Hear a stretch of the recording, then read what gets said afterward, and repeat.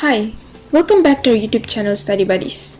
In today's video, we'll be continuing the last part of this chapter. We'll be focusing on the work-energy theorem and power. Work-energy theorem states that the net work done by forces on an object is equals to the change in its kinetic energy. We have actually learned it in the previous part, so here I'll be basically showing you how the formula was derived. This formula came from the work formula and Newton's law's formula. Newton's law is F equals to ma, whereby m is the mass and a is the acceleration. And we know that acceleration is equals to v squared minus u squared divided by 2s. This equation came from v squared equals to u squared minus 2as. V is the final velocity and u is the initial velocity.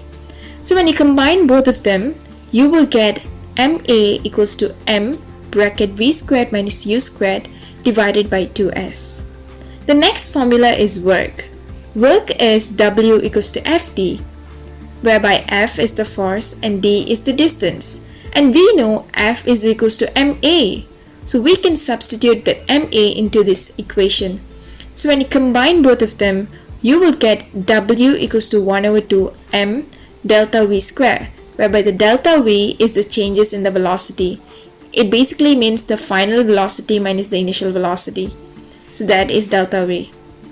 So we know that 1 over 2 mv square is the formula for the kinetic energy.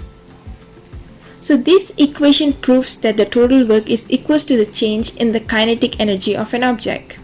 Let's take a look at a simple question. A 10 kg box moves down with a force of 200 Newton. A resistive force of 100 Newton is opposing the motion of the box.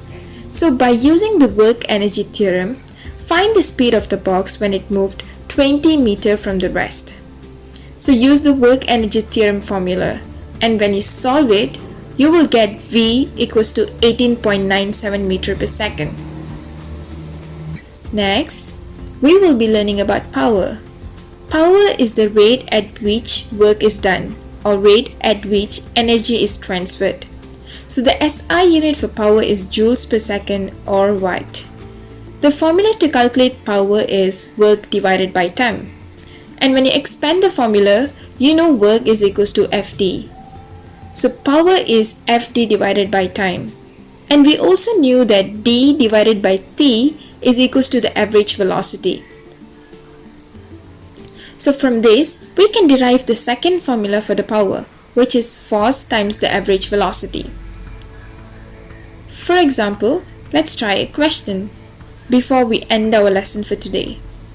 A wooden block with a weight of 15 Newton is moving down an inclined plane with a speed of 7.5 meters per second in 4 seconds. The force applied is 50 Newton and it's parallel to the incline. The question is, what is the power of the block? So first, we need to find the work done. We don't know the value of the distance, but we know distance is equals to velocity multiply the time. So when you solve it, and you will get 1500 joules. Next, divide it by time, which is 4 seconds to know its power, and you will get 375 watt. And that's the end of this video. If you like the content of this video, don't forget to like, subscribe and press the bell icon. And feel free to comment in the comment box below if you have any questions. Ta-ta! See you all in the next video!